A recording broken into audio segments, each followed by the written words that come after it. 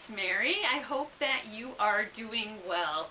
You found me at home again on my day off, relaxing, and since I've finished our first book for February, I thought that we could talk about that now. So the book that we're talking about is Punching the Air by Zoboi and Yusef Salaam. So, Punching the Air is an exploration of the education, justice, and reform systems in America. It is written in verse and augmented with artwork. I found it to be an extremely powerful story. Before I go into the story, I just want to give a little background on Yusef Salaam. He is one of the exonerated 5, so he and 4 other teenage boys of color were falsely imprisoned for a brutal crime. This is not his story, but his experiences help the authors tell this story. Let's talk about Punching the Air. Amal Shahid, a black teenager, is an artist and a poet. He attends an art high school, but he's viewed as disruptive and unmotivated. One night he is hanging out with a group of his friends, and there's an altercation with another group of teens. This altercation leads to tragedy. Amal is put on trial and it does not go well.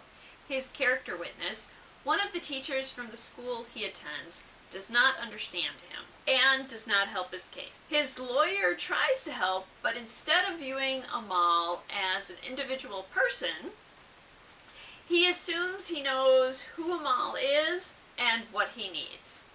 So he gives Amal books to read that he thinks will help him, but they're all books that Amal has already read. Everyone is making assumptions about who Amal is without interacting with him as a human being. There are 2 major influences in Amal's life that help him to retain his humanity: his mother's love and the exploration of his experiences and feelings through art and poetry. In fact, this story being told through poetry and enhanced with art adds to the impact and power of the story. Earlier this year, I mentioned that I'd like to read more books that immerse me in experiences and lives that are very different from my own. There were many differences between Amal's life and mine, but I think a major similarity is that we both choose to express ourselves through words and images. I've also witnessed people, teachers, but not only teachers, who completely misunderstand specific students in a school setting. Most of my teachers were amazing. Many of them went out of their way to try to understand us and to present information in a way that appealed to our interests. I've also witnessed teachers misunderstanding students, interpreting the behaviors that occurred based on that misunderstanding, and making not only that particular student time in class unproductive and uncomfortable, but making it uncomfortable for the whole class. This book illustrates complications that can arise from such a situation. Punching the Air helps us step into the life of a misunderstood teenager and witness the very real consequences he experiences because he is misunderstood. So this time I'm going to suggest books that have either similar themes or are written in verse. The first book is one that we've talked about before, and I will put the link for the book review of it down below. It is The Poet X by Elizabeth Acevedo. Xiomara Batista feels unheard and unable to hide.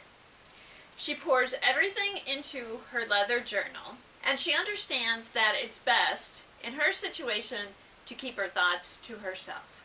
Xiomara is encouraged to join a poetry group at school, and soon she is no longer able to keep her thoughts to herself. Dream Country by Shannon Gibney is a story told across generations of a Liberian family. It explores the difficulties encountered by the men in the family from Liberia to America. Pride by E.B. Zoboi.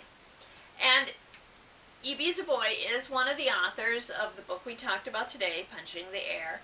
And Pride is a retelling of Jane Austen's classic Pride and Prejudice.